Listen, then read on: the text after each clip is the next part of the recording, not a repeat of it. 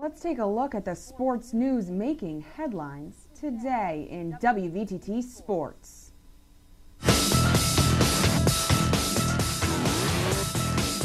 With Headline Sports, I'm Joe Carter. In the first full Sunday of the NFL, Redskins and Saints, Robert Griffin III, RG3, making his NFL regular season debut, and boy, did he look like a veteran instead of a rookie. 320 yards passing and 2 touchdowns. Washington upsets the Saints 40-32. A sluggish preseason didn't hamper the Jets in Week 1 against the Bills. Quarterback Mark Sanchez had 3 touchdown passes. Jeremy Curley had a punt return for a touchdown, and Antonio Cromartie had a pick 6 off Ryan Fitzpatrick. Jets win 48-28. 49ers at the Packers. Kicker David Akers tied the NFL record with a 63-yard field goal, of course with a little help from the crossbar. Later, Vernon Davis, a 4-yard touchdown run. The goalpost, not as kind to him on the celebration, but the 49ers would go on to win 30-22.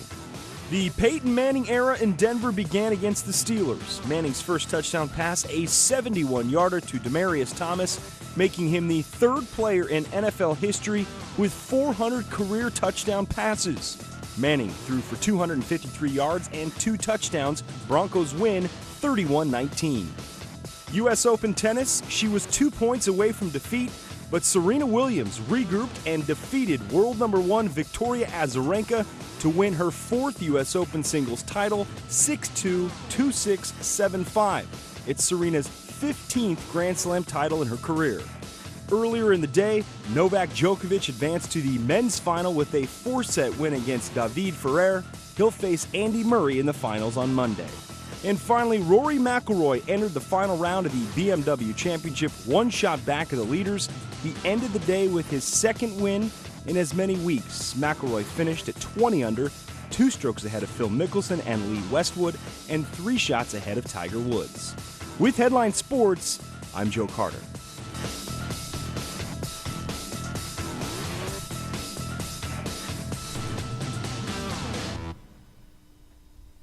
Well, Jeff, let's take a look now at our community calendar. Auditions for the Bradford Little Theater musical, The Marvelous Wonderettes, will be held next Monday and Tuesday from 6 to 8 p.m. at the Hill Memorial United Methodist Church in Bradford. So definitely go and check that out. If you have any news tips for us, please email us at news@colonial.cc or write something on our Facebook wall or tweet us at WVTT News. Jeff? Good advice, Alexa.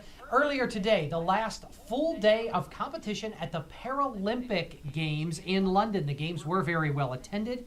They set a record for ticket sales, and on the sideline, artists and performers with disabilities were holding their own festival as well. Our Aaron McLaughlin caught up with one of them.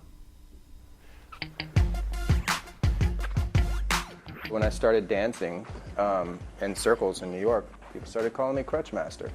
And it kind of stuck, and I started using it as my stage name. But then I realized that you never master the crutch. You just die.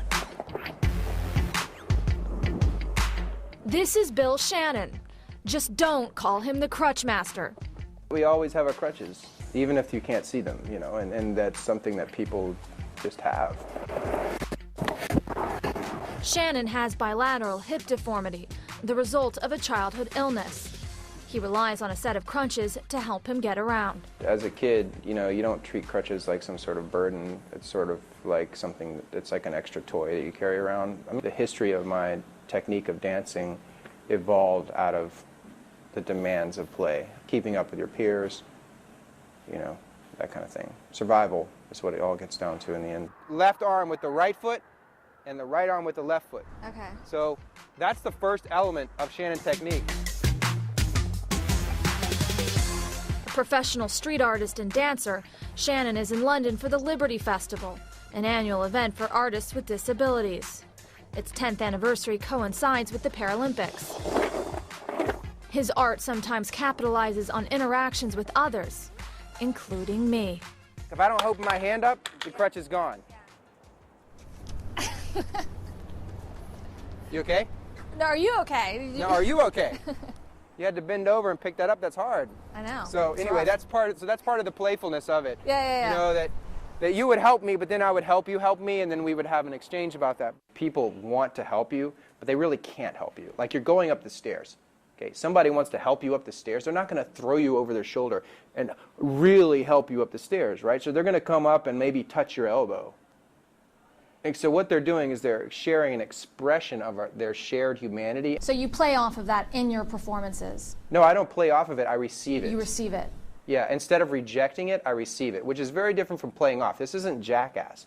This isn't Prank Show 101 on every other station. This isn't Hidden Camera. This is life. In doing that, what are you saying? I'm not saying anything. I'm observing. Erin McLaughlin, CNN, London.